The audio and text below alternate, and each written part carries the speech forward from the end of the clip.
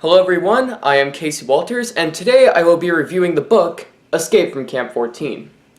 Now, I started reading the book by reading the introduction before the first chapter, which tells us how Shin is doing currently in South Korea, and the first sentence of the introduction had me hooked immediately, but it mainly had me feel sympathetic for Shin. I just can't imagine how scary and sad life was for Shin in Camp 14. 9 years after his mother's hanging, Shin squirmed through an electric fence and ran off through the snow. This sentence already shows us how cruel the camp was to Shin and his family.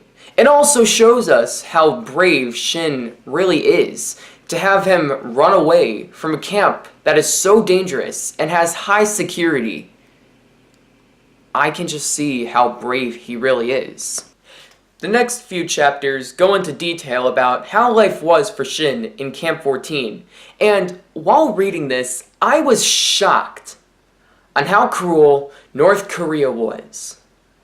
Shin's mother was very abusive. She would constantly beat her own son, and the schools were even worse. For example, if a child was simply misbehaving, they would beat them to death. The teacher would beat a student to death. And they taught Shin that whoever was beaten for misbehaving, that they deserved it. Now they also taught Shin the Korean alphabet and to bow to their teachers, but for some reason, not to look them in the eye. People were nicknamed curse words on a regular basis. The strange thing out of all of this, though, is that Shin described Camp 14 as the best camp out of all the North Korean camps, which makes me wonder, what were all the other camps like for people? In Chapter 4, he is handcuffed, blindfolded, and taken to an underground prison where a chief interrogates him on why his mother and brother were trying to escape the camp.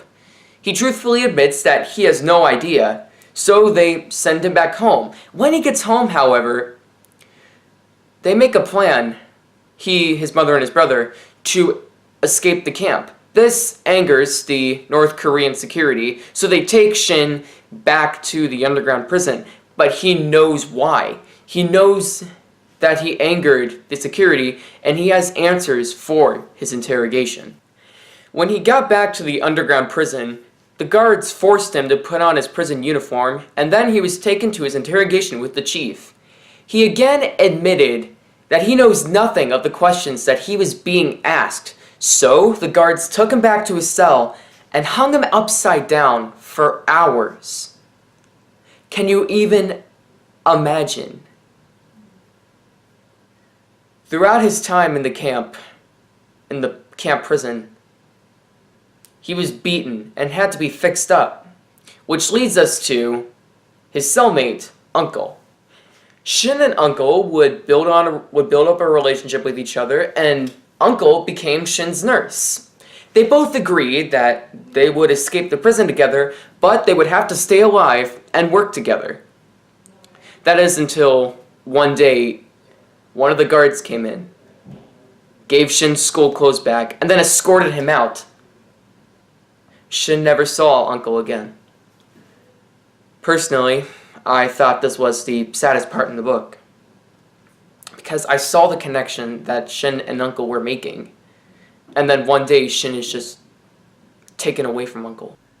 Now after Shin is taken away, he gets taken to an interrogation room where he is reunited with his father, Shin Gyeong Sub.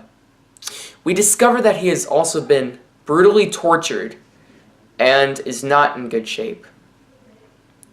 Now the reason why they were there was because they were about to witness the executions of Shin's mother and brother. I can't imagine this. Without any warning, they were about to witness the deaths of their family members in front of their eyes. This book was heartbreaking to read. I liked the book, I did, but I still couldn't believe what I was reading.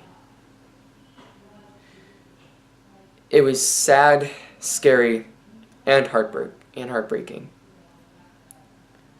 I do recommend reading this book because you will make a connection with Shin. That concludes my review for Escape from Camp 14. Thank you for watching.